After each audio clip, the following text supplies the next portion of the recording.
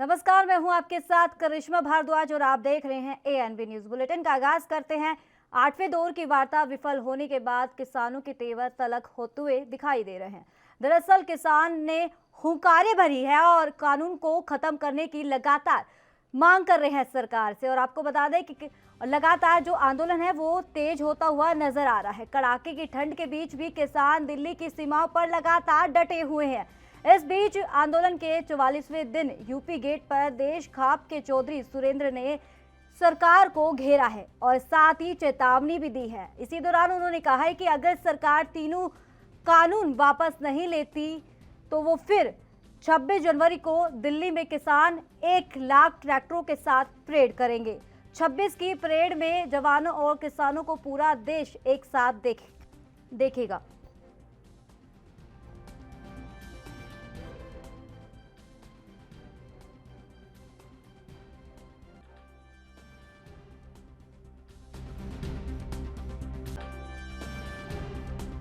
तो लगातार जो किसानों का प्रदर्शन है वो जारी है। दिल्ली की ठिठुरती हुई ठंड के बीच किसानों का प्रदर्शन है वो लगातार जारी है। 44वें दिन जा पहुंचा है किसानों का आंदोलन। लगातार सरकार और किसानों के बीच में वार्तालाप भी हो रही है। जहां एक तरफ किसान अपनी मांग को लेकर अड़े हुए हैं तो सरकार है कि किसानों की सुनती नहीं है। तो जिस तरीके से कल जो बातचीत हुई है वो बातचीत भी बेनतीजा रही है। अब इसी के साथ अब एक और तारीख दे दी है, वो तारीख है 15 जनवरी। अब देखना लाजमी होगा कि 15 तारीख को भी क्या सरकार किसानों की मांगों पर ध्यान दे पाएगी या फिर ऐसे ही तारीख पे तारीख मिलती रहेगी।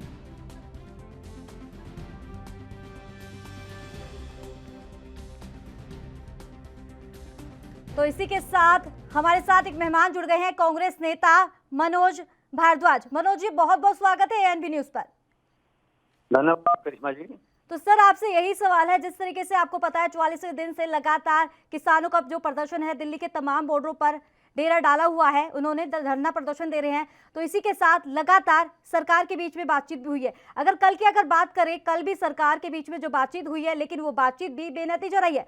अब क्या लगता है, किस तरीके से अब आगे की रणनीति रहने वाली है? क्यों, आखिर क्या ऐसा हो रहा है जो कहाँ चूक हो रही है, जो सरकार किसानों की बात नहीं मान रही है? करिश्मा जी, भारत देश के इतिहास में इससे बड़ा आंदोलन आज तक कभी नहीं हुआ जी। और लाखों की संख्या में किसान पूरे देश भारतवर्ष से हर कोने से दिल्ली के चारों तरफ डेरा डाले हुए हैं और करीब 1 महीने से ऊपर बीत चुका है। और इस भीषण ठंड के अंदर, बारिश के अंदर और अपने परिवार के सहित और सड़कों के ऊपर हैं।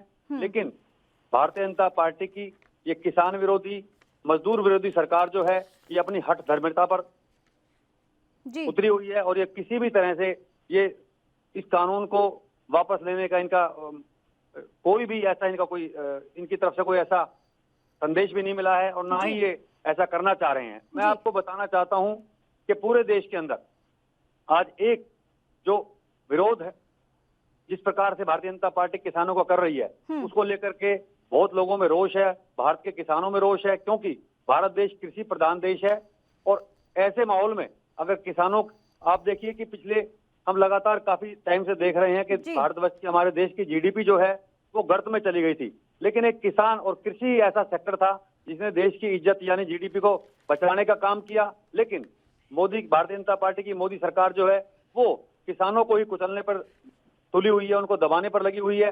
और मैं आपको बताना चाहता हूं कि भारतीय जनता पार्टी की सरकार जिस प्रकार से आज भारत देश के अंदर कुछ कॉर्पोरेट घराने, जो बड़े उद्योगपति घराने हैं, केवल उनकी सरकार बनकर रह गई है और गरीब और किसान से इनको कोई लेना देना नहीं है। तो लेकिन किसान आज जिस प्रकार से अपनी हक की लड़ाई को लड़ रहा है सड़कों के ऊपर, और 60 से अधिक हमारे जो किसान हैं उनकी जानें जा चुकी हैं। लेकिन ये सरकार जो इतनी असंवेदनशील है, इनको किसी की, किसान खास तौर पर, उनकी किसी भी मांग से, जायज मांग से उनको कोई लेना देना नहीं है। लेकिन कांग्रेस पार्टी और हमारे कांग्रेस के वरिष्ठ नेता किसानों की इस जायज मांग में उनके साथ कंधे से कंधा मिलाकर हम खड़े हुए हैं। और जब तक ये काला कानून जो ये कृषि के खिलाफ है, किसानों के खिलाफ है और पूरे देश के मजदूरों के खिलाफ है, ये काला कानून जब तक वापस नहीं होगा, ये लड़ाई सड़कों पर रखेंगे। और इसी कड़ी में कांग्रेस पार्टी ने, हमारे नेताओं ने, जो हमारे को आदेश हुआ है, हमने गुरुग्राम, जो कि साइबर सिटी के नाम से जाना जाता है और विश्व के पटल पर है, उस गुरुग्राम के अंदर हमने माननीय अदालत के अंदर अपनी याचिका लगाई, सिविल सूट हमने फाइल किया है इसी काले कानून को निरस्त कराने के लिए, क्योंकि भारत के संविधान में, हमारे कॉन्स्टिट्यूशन में ऐसा कोई प्रावधान ही नहीं है कि भाई इस प्रकार से ये काला कानून कृषि के खिलाफ, किसानों के खिलाफ, देश के खिलाफ और मजदूरों के खिलाफ लाया जा सके। हम इस काले कानून को कानूनी तौर पर भी और सड़कों के ऊपर भी कांग्रेस पार्टी किसानों के साथ कंधे तो से मनोज कंधा जी, मिलाकर आपको एक बार बीच में रोकना चाहेंगे। इसी के साथ तमाम जानकारी देने के लिए वसीम रंजा जुड़ गए हैं, जो कि बीजेपी नेता है। सर, बहुत बहुत स्वागत है आपका एएनबी न्यूज पर। धन्यवाद सर, जिस तरीके से लगातार जो किसानों का प्रदर्शन है वो जारी है, दिल्ली के तमाम बॉर्डरों पर बैठे हैं ठंड के बीच में, और लगातार सरकार के बीच में वार्तालाप हो रही है, लेकिन जो वार्तालाप अगर कल की बात करें तो वो भी बेनतीजा रही है। आखिर कहाँ चूक हो रही है? देखिए करिश्मा जी, हम एक बात बार बार लगातार कह रहे हैं कि जो लोग बैठकों में जा रहे हैं वो सिर्फ किसानों की हित को देखते हुए अगर बैठक करें तो ये बैठक का समाधान निकल जाएगा। लेकिन हम कहीं ना कहीं ये कह रहे हैं कि ये कहीं ना कहीं विपक्ष के बहकावे में आए हुए कुछ लोग हैं जो इस मसले का हल होने नहीं देना चाहते। हम लगातार कह रहे हैं कि जो किसानों की मांग थी, सरकार ने बहुत ही संवेदनशीलता के साथ, गंभीरता के साथ सभी मुद्दों पर विचार करते हुए उन सभी विचारों, सभी प्रावधानों में जिस प्रावधान पे किसानों को एतराज था उसके बदलाव करने के लिए सहमत है। फिर आंदोलन का मतलब ही नहीं रहता। आंदोलन को कहीं ना कहीं राजनीतिक लोग जो है, पॉलिटिकल पार्टियों के संरक्षण में इस आंदोलन को चलाया जा रहा है, और जो विपक्ष जो है, तो सर आपसे यही है कि गतिरोध जो है वो खत्म क्यों नहीं हो रहा? सर, गतिरोध जो लगातार बढ़ रहा है वो खत्म क्यों नहीं हो रहा? कहीं तो चूक हो रही है, या तो ऐसा हो सकता है जहाँ किसान लगातार सरकार को टॉर्चर कर रहे हैं, कहीं ना कहीं तो चूक हो रही है। देखिए, हम वही तो कह रहे हैं कि देश के बहुत सारे राज्यों से किसानों ने इस कानून को समर्थन भी किया है, और कहीं ना कहीं जब बदलाव की बात आई कि इस कानून के अंदर, उसके बाद लगातार दूसरे राज्यों से कहीं ना कहीं समर्थन सरकार को मिलता नजर आ रहा है। लेकिन ये जो आंदोलनकारी है, जो ये किसान संस्थाएं जो पंजाब और दिल्ली, हरियाणा और दिल्ली के बॉर्डर पे बैठे हैं, ये लोग कहीं ना कहीं राजनीति से बहुत सारे लोग इसमें प्रेरित हैं। कई कुछ संगठन जो है इसमें समझौता करना भी चाहते हैं, और बाकी लोग जो है इसको माहौल को खराब कर रहे हैं। और कहीं ना कहीं कांग्रेस और विपक्ष के लोग, 2022 में पंजाब का चुनाव है और पंजाब के अंदर कांग्रेस पूरी तरह से विफल हुई है। कांग्रेस ने अपने किसी भी वायदे पे काम नहीं किया। 1 वर्ष बाद हम चुनाव में जाने वाले हैं पंजाब में, इसलिए पंजाब के लोगों को कुछ उसमें कह सकते हैं कि कांग्रेस समर्थकों को इस आंदोलन में बैठा रखा है, और कुछ नहीं है। जो भी गतिरोध है वो जल्द से खत्म कर दीजिए आप। अगर जिस तरीके से लगातार आप देख रहे हैं तस्वीरें, आपके पास लगातार खबरें भी आप देख रहे हैं, दिल्ली की अगर लगातार बात करें, क्योंकि ठंड है, ठिठुरती हुई ठंड है, लगातार किसान परेशान है, टेंट के बीच में बैठे हुए हैं, बारिश लगातार हो रही है, लेकिन उनका समाधान है वो निकलता हुआ नजर नहीं आ रहा। कहाँ ऐसी चूक है? यही सवाल है आपसे बार बार में। करिश्मा जी, हम तो यही कह रहे हैं ना कि हम कहाँ कह रहे हैं इनको धरने में बैठने के लिए, आंदोलन खत्म करें। किसानों को जो मांगे थी उन मांगों को सरकार ने तो मान लिया। जिन जिन प्रावधानों पे ऐतराज था, आप एक बात को देखिए, जिन जिन प्रावधानों पे ऐतराज था किसानों को, उन सभी प्रावधानों पे सरकार बात करने को तैयार है, उसमें परिवर्तन बदलाव करने को तैयार है। फिर आंदोलन खत्म क्यों नहीं किया जा रहा है? इस आंदोलन को पर्दे के पीछे कौन चला रहे हैं लोग? कौन लोग जो है इस आंदोलन को खत्म होने नहीं देना चाहते? मैं आपके चैनल के माध्यम से एक बात कहूंगा करिश्मा जी, कि जो लोग इस आंदोलन को खत्म नहीं होने देना चाहते वो किसान हितैषी नहीं है, वो किसानों के दुश्मन है। नाम बता दीजिए सर, कौन ऐसे लोग हैं जो ये लगातार गतिरोध को बढ़ाने की कोशिश कर रहे हैं, भड़काने की कोशिश कर रहे हैं किसानों को? कौन है वो? विपक्ष सारा इस आंदोलन को भड़काने पे लगा हुआ है। हम स्पष्ट कह रहे हैं, विपक्ष इसको लगातार इस आंदोलन को भड़काने पे लगा हुआ है, इस आंदोलन को समाप्त होने नहीं देना चाहता।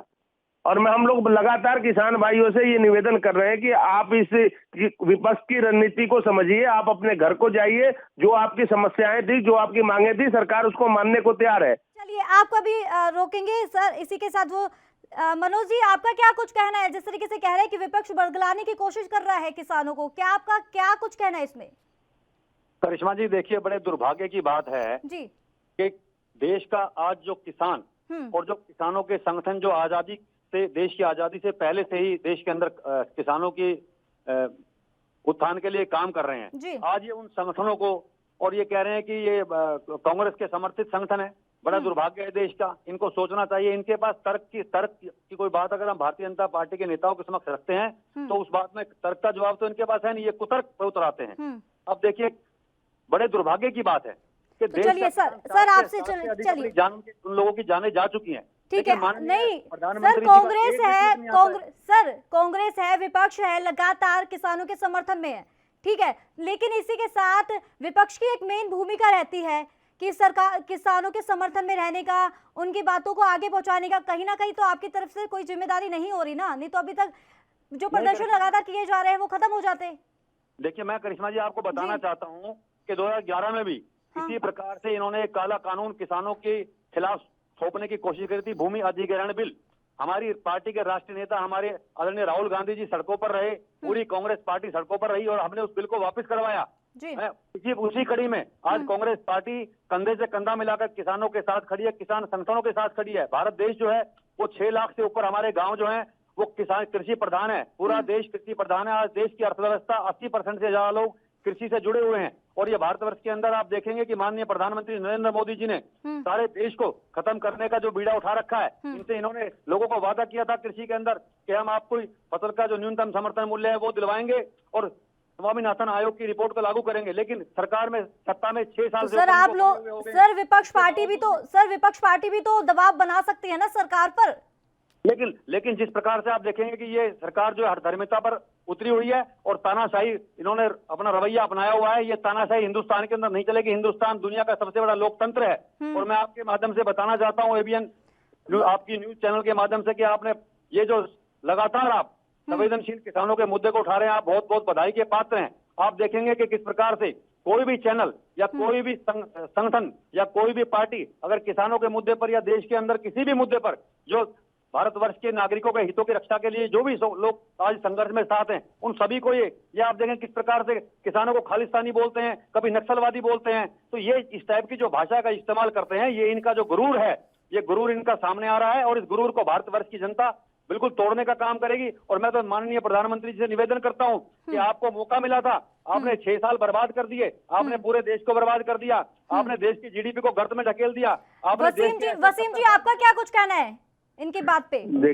देखिए करिश्मा जी, मनोज जी की बात मैं सुन रहा था, बहुत लंबी बातें कर रहे हैं। ये अपने के राहुल गांधी जी का नाम लेकर चर्चा कर रहे हैं। ये वही कांग्रेस पार्टी है जिन्होंने हरियाणा के अंदर किसानों की जमीनों को हड़प किया, हड़प करके राहोपेट वाड्रा को दे दिया। ये वही कांग्रेस के नेता है और आज जो किसानों के अपना कहने का दम भर रहे हैं। और दूसरी बात कहूंगा, कांग्रेस के खाने के दांत और है, दिखाने के दांत और है। पंजाब के अंदर इस कानून को लागू किया गया, कैप्टन सरकार ने खुद इस कानून को पंजाब में लागू किया, पंजाब विधानसभा में लागू किया है। लेकिन एक तरफ ये विरोध करते हैं, दूसरे तरफ सरकार इनकी लागू करती है। वसीम जी आपसे एक सवाल और है, वसीम जी एक सवाल और है। हरियाणा की अगर बात करें, हरियाणा के जो पूर्व सीएम भूपेंद्र सिंह हुड्डा है, उन्होंने कहा है कि अगर हमारी जो वर्तमान की अगर बात करें सरकार, कहते हैं इस वर्तमान मौजूदा जो सरकार है उस वर्ग जो युवा है सारे परेशान हैं, ठीक है, उनकी सरकार से, लेकिन अगर हमारी सरकार होती तो हर वर्ग खुश होता। देखिए उनकी सरकारों को बहुत सारे समय तक लोगों ने देखा। आज हरियाणा का एक एक व्यक्ति खुशहाल है। अगर हरियाणा का एक एक व्यक्ति खुशहाल नहीं होता तो दोबारा हमें हरियाणा में मौका नहीं मिलता। तो हम दूसरी बार हरियाणा में सरकार बना के आए हैं। आज जो हरियाणा के अंदर किसी भी फील्ड में चले जाइए, हरियाणा के अंदर जो युवाओं को रोजगार दिया गया बिल्कुल निष्पक्ष दिया गया, कहीं कोई भेदभाव, कहीं कोई इसमें बेईमानी हेराफेरी नहीं की गई। इसी कारण पंजाब हरियाणा के अंदर दोबारा हम सरकार में आए। बाकी ये बताइए ना, ये वही लोग हैं ना जिन्होंने किसानों की जमीनें हड़प के रॉबर्ट वाड्रा को दी। आज ये क्या बात करेंगे, कांग्रेस के लोग क्या बात करेंगे? और हम एक बात स्पष्ट कहते हैं, अगर कांग्रेस ने अपने 60 साल के राज में किसानों की चिंता की होती तो आज किसानों के ये हालात ना होते। वसीम जी एक और सवाल, जिस तरीके से लगातार विपक्ष सरकार पर निशाना साध रहा है, इसी के साथ अब जो विपक्ष है ये भी कह रहा है कि जो किसान बैठे हैं वो मेला लगाया हुआ है, वो प्रदर्शन नहीं कर रहे।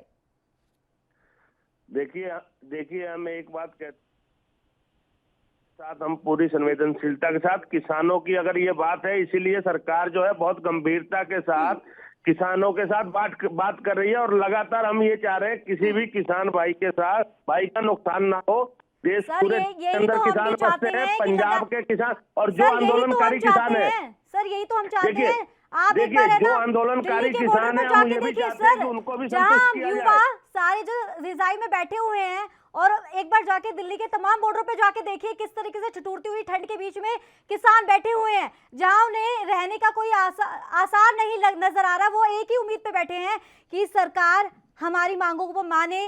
क्या कहीं ना कोई चूक तो हो रही है कि जिस तरीके से बारिश आ रही है, टेंट भीग रहे हैं, ये तस्वीरें आप भी देख रहे हैं, लगातार न्यूज आप भी देख रहे हैं सर। देखिए करिश्मा जी, हम लगातार किसानों से कह रहे हैं कि वो अपने घर जाएं। सरकार जो है पूरी चिंता कर रही है उनकी। और एक बात मैं स्पष्ट कर दूं कि जो किसानों की मांग थी, किसानों की मांग पे कानून के अंदर, सुनिए मेरी बात होने नहीं दी, मेरी बात होने तारीख क्यों मिल रही है, तारीख क्यों मिल रही है सर? देखिए, किसानों की जो मांगे थी, किसान कानून के अंदर बदलाव करने के लिए सरकार तैयार है, लेकिन सिर्फ कृषि बिल को रद्द करना ये कोई मतलब नहीं बनता। किसान बिल के अंदर जो जो प्रावधानों में किसानों को एतराज है, उसमें सरकार बदलाव कर रही है। फिर कहां सरकार बात नहीं मान रही किसानों को। बहुत बहुत शुक्रिया वसीम जी और मनोज जी तमाम जानकारी देने के लिए। तो वक्त हो चला एक छोटे से ब्रेक का। ब्रेक के बाद आपका एक बार फिर से स्वागत है। चलिए रुख कर लेते हैं अगली खबर का। राजस्थान के श्री गंगानगर संयुक्त किसान मोर्चा के आह्वान पर ट्रैक्टर रैली निकाली गई। आपको बता दें कि घड़साना व्यापार मंडल भवन में बड़ी संख्या में किसान इकट्ठा हुए। सिर्फ किसान ही नहीं, इसके साथ ही रैली में मजदूर और व्यापारी भी शामिल हुए। कृषि कानून के विरोध में केंद्र सरकार के खिलाफ विरोध प्रदर्शन किया गया और एसडीएम को ज्ञापन भी सौंपा गया। आपको बता दें कि कई दिनों से किसान कृषि कानून को लेकर विरोध प्रदर्शन कर रहे हैं, लेकिन सरकार है उनकी मांगों पर कोई ध्यान नहीं दे रही है।